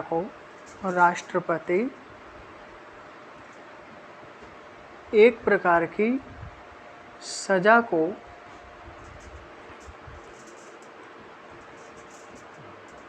दूसरे प्रकार की सज़ा में बदल सकता है, दूसरे प्रकार की सज़ा में बदल सकता है, बदल सकता है, या क्षमा कर सकता है, क्षमा कर सकता है। अब डिपेंड करता है कि मंत्रिपरिषद और राष्ट्रपति मिलकर निर्णय क्या लेते हैं। या अगला जो कंडीशन बनता है कि अगर कोई व्यक्ति आजीवन कारावास पाया है, अगर कोई व्यक्ति आजीवन कारावास पाया है, कारावास की सज़ा मिली है, तो इस कारावास को सीमित सज़ा में बदल सकता है, सीमित समय की सज़ा, सीमित समय की सज़ा में बदल सकता है, बदल सकता है। मतलब हम कह सकते हैं कि राष्ट्रपति सज़ा को राष्ट्रपति सजा को किस में कन्वर्ट कर सकता है? राष्ट्रपति सजा को या राष्ट्रपति सजा का लघुकरण कर सकता है। राष्ट्रपति सजा का लघुकरण कर सकता है। तो ये समझ में आई होंगी। न्यायपालिका संबंधी शक्तियों में राष्ट्रपति के 2-3 कार्य हैं, जैसे एक प्रकार की सज़ा को दूसरे प्रकार की सज़ा में बदलना, कोई लंबी सज़ा है उसकी सज़ा को कम करना, या किसी सज़ा को क्षमा करना या माफ़ करना। मतलब इन सभी कार्यों को राष्ट्रपति किन शक्तियों के अंतर्गत करते हैं? तो इन सभी कार्यों को राष्ट्रपति न्यायपालिका संबंधी शक्ति के अंतर्गत करते हैं। ये तो हो गई न्यायपालिका संबंधी शक्तियाँ। अगली शक्ति हमारी है राष्ट्रपति की। अगली जो शक्ति है राष्ट्रपति की, जिसको हम बोलते हैं सैन्य संबंधी शक्तियाँ। राष्ट्रपति की अगली शक्ति है सैन्य संबंधी शक्तियाँ।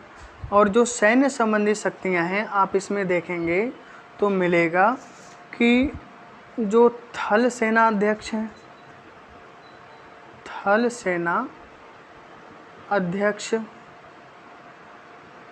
नौसेना या इसी को हम कहते हैं जल सेना अध्यक्ष, और वायु सेना अध्यक्ष, इन सभी की नियुक्ति कौन करता है? भारत का राष्ट्रपति करता है। इन सभी की नियुक्ति कौन करता है? भारत का राष्ट्रपति करता है। और राष्ट्रपति स्वयं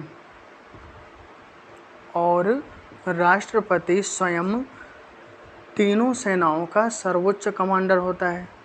राष्ट्रपति स्वयं तीनों सेनाओं का सर्वोच्च कमांडर होता है। सर्वोच्च कमांडर होता है। और सभी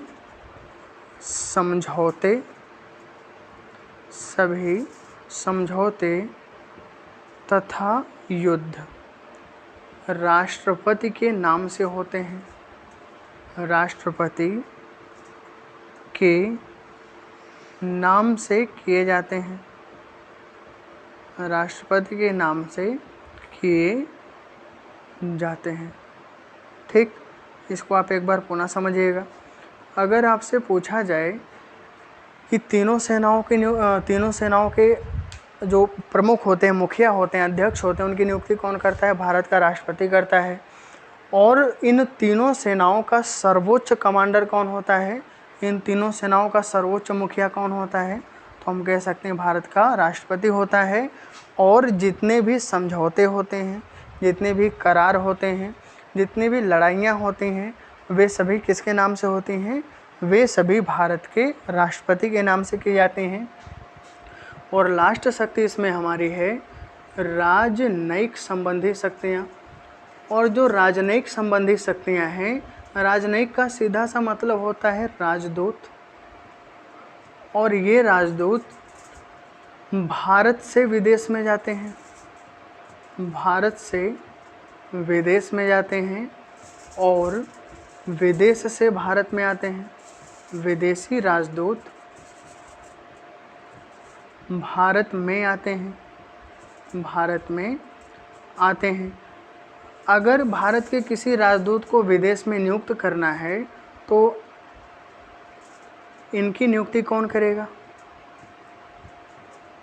इनकी नियुक्ति करता है भारत का राष्ट्रपति। जैसे अगर भारत के किसी राजदूत को नियुक्त करना है बांग्लादेश में, तो बांग्लादेश में उन राजदूतों की नियुक्ति कौन करता है? भारत का राष्ट्रपति करता है। और अगर बांग्लादेश से बांग्लादेश का कोई राजदूत भारत में आता है तो भारत में उसका वेरिफिकेशन, उसकी नियुक्ति कौन करता है? तो उसकी नियुक्ति करता है भारत का राष्ट्रपति। और इस शक्ति को हम बोलते हैं राष्ट्रपति की राजनयिक संबंधी शक्तियाँ। ये तो सभी शक्तियाँ हो गई हमारी सामान्यकालीन शक्तियाँ। और लास्ट में है हमारी आपातकालीन शक्तियाँ। थोड़ा सा हम इसको समझ लेते हैं और उसके बाद हमारा राष्ट्रपति का पूरा पोर्शन कंप्लीट होगा। ठीक, आपातकालीन शक्तियों में हमने आपको 3 शक्तियाँ बताया था।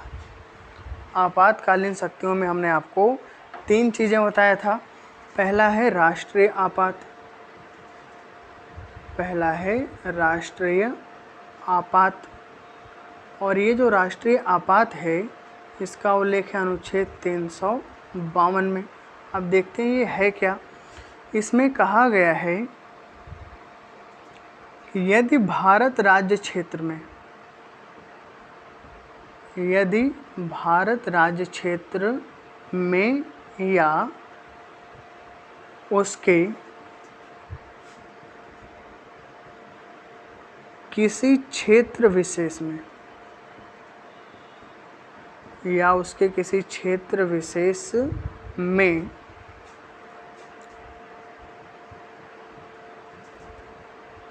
आंतरिक अशांति,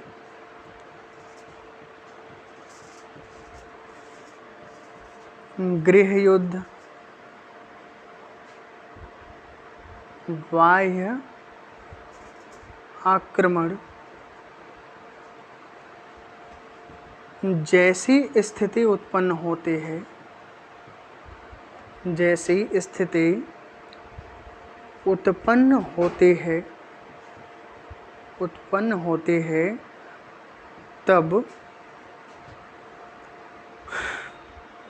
भारत का राष्ट्रपति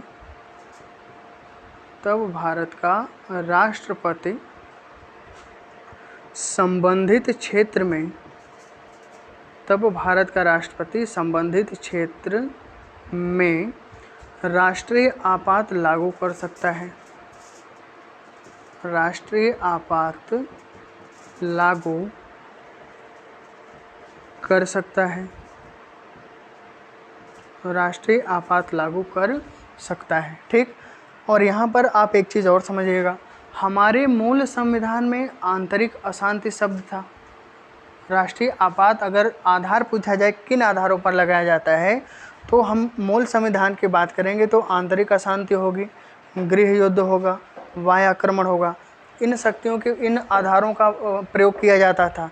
लेकिन 1975 में जब इंदिरा गांधी ने आंतरिक अशांति के आधार पर राष्ट्रीय आपात का लगाया था 75 से 77 तक, तो उसके बाद मोरारजी देसाई की जब सरकार आती है तो उन्होंने क्या किया कि संशोधन करके संविधान में आंतरिक अशांति के स्थान पर, आंतरिक अशांति के स्थान पर सशस्त्र विद्रोह लगा दिया। आंतरिक अशांति के स्थान पर क्या कर दिया? सशस्त्र विद्रोह। मतलब अब अगर पूछा जाए कि कितने आधारों पर राष्ट्रीय आपात लगाया जाता है, तो हम कह सकते हैं सशस्त्र विद्रोह हो भारत राज्य में, या भारत राज्य में गृह युद्ध जैसी स्थिति हो, या बाह्य आक्रमण जैसी स्थिति उत्पन्न होती है, तो भारत में राष्ट्रीय आपात लगाया जा सकता है। और अब तक भारत में राष्ट्रीय आपात कितनी बार लागू हुआ है? तो अब तक भारत में राष्ट्रीय आपात 3 बार लागू हुआ है, या 3 बार लगाया गया है, 3 बार लगाया गया है। अब ये देखते हैं कब कब लगाया गया था। पहला है वर्ष 1962, वर्ष 1962 में।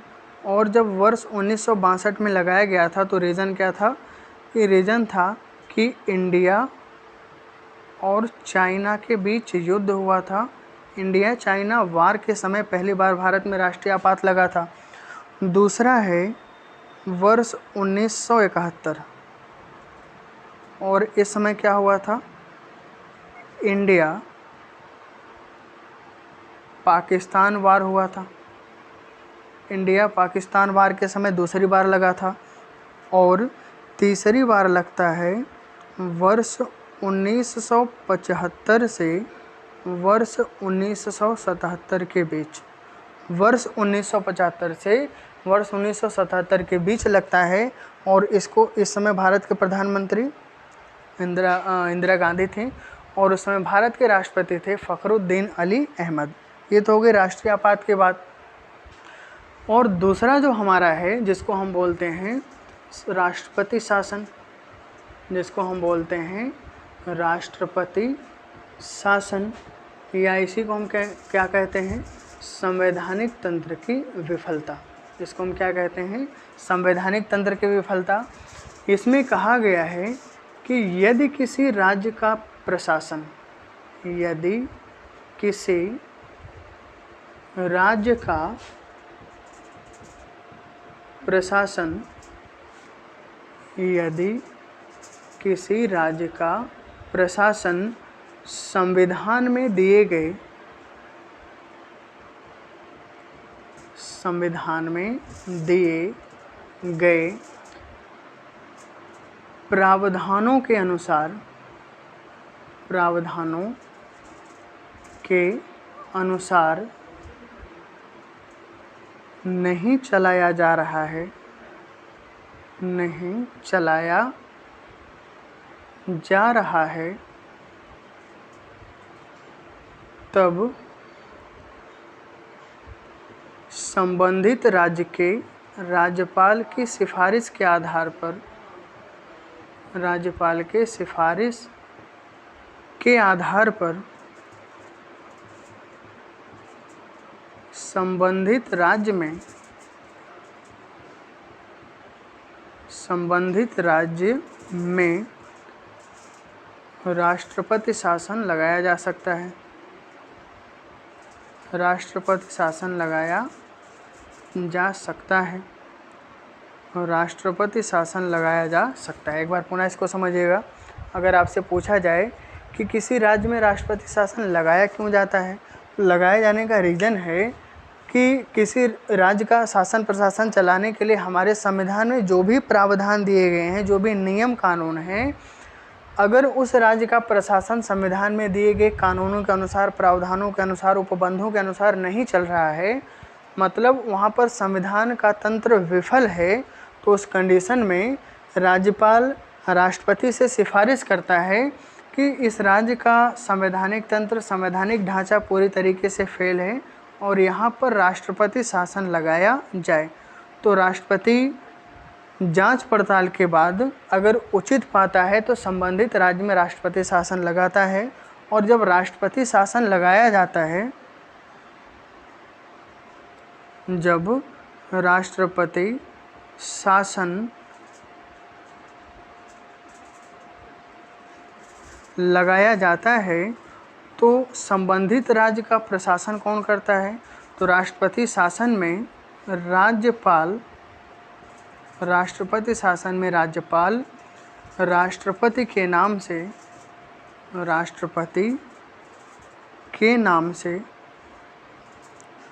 शासन करता है, शासन करता है या प्रशासन चलाता है, शासन करता है या प्रशासन चलाता है। ये तो बात हो गई राष्ट्रपति शासन की। और लास्ट इसमें हमारा बचा हुआ है वित्तीय आपात।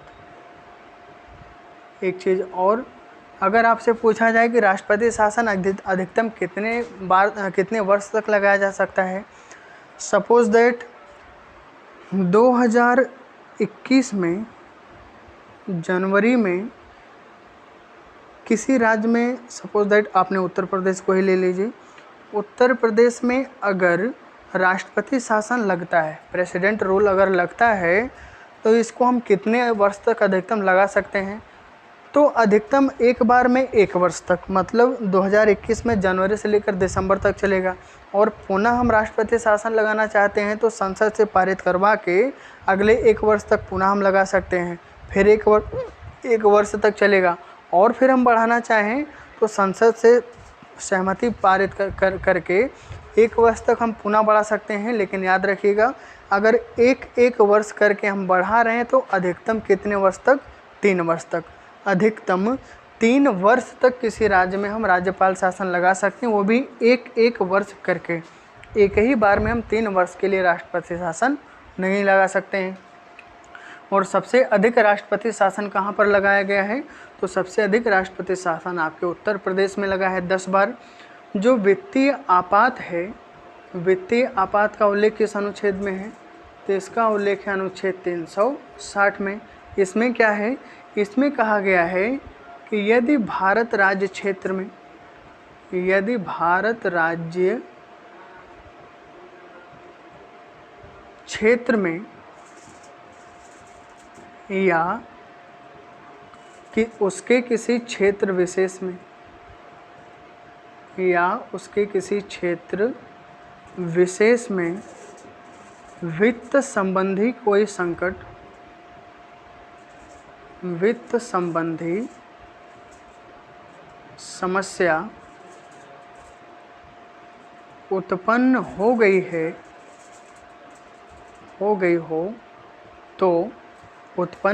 हो तो संबंधित क्षेत्र में वित्तीय आपात लगाया जा सकता है, वित्तीय आपात लगाया जा सकता है। लेकिन अच्छी बात यह है कि अब तक भारत में एक बार भी वित्तीय आपात नहीं लगा है, अब तक भारत में एक बार भी वित्तीय आपात नहीं लगाया गया है। कंडीशन तो बनी थी, आर्थिक संकट ज़बरदस्त आया था 1991 में, मतलब 1991 में आर्थिक तंगी में, उसमें कंडीशन बनी थी, लेकिन अब तक भारत में कभी भी वित्तीय आपात नहीं लगा है। तो जो राष्ट्रपति की आपातकालीन शक्तियाँ होती हैं, आपातकालीन शक्तियों में हम 3 शक्तियाँ पढ़ते हैं, और इन 3 शक्तियों में कौन कौन सी हैं?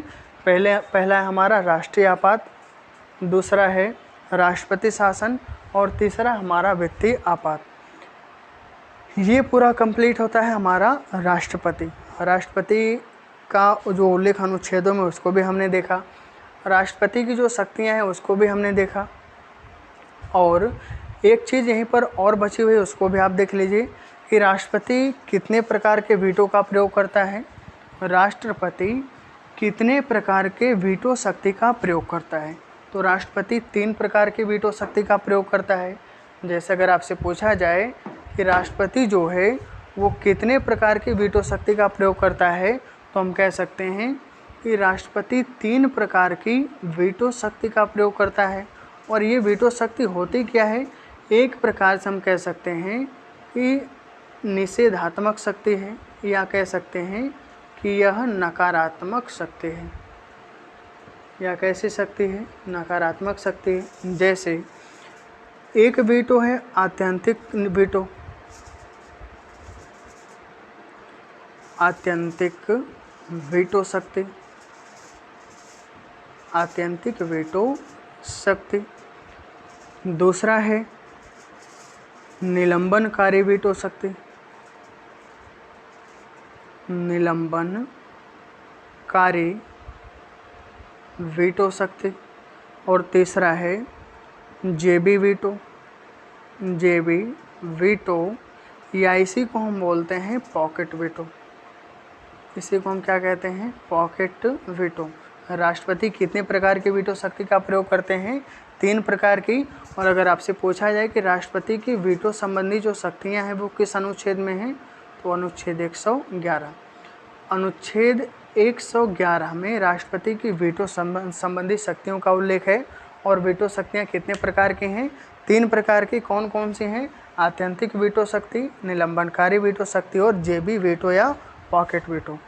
तो इतना हमारा कंप्लीट होता है। उम्मीद है चीज़ें समझ में आई होंगी, और आप इसको बार बार 1-2 बार रिवीजन कर लेंगे, 2-4 बार, और इसको अच्छे से समझ लेंगे। तो अगर राष्ट्रपति समझ में आ गया तो आगे हमको जब भाग 6 पढ़ेंगे, राज्य की कार्यपालिका संबंधी, न्यायपालिका, विधायिका संबंधी शक्तियाँ पढ़ेंगे, तो आपको बहुत ही आसानी होगी और वहाँ पर चीज़ें और अच्छे से समझ में आएंगी। वीडियो अब यहीं पर समाप्त करते हैं, काफ़ी लंबा हो गया। आप थोड़ा सा इसको ज़्यादा से ज़्यादा लाइक और सब्सक्राइब करिएगा, और चीज़ों को आप अच्छे से समझने की कोशिश करिएगा। अब मिलते हैं अगली क्लास में, तब तक के लिए धन्यवाद।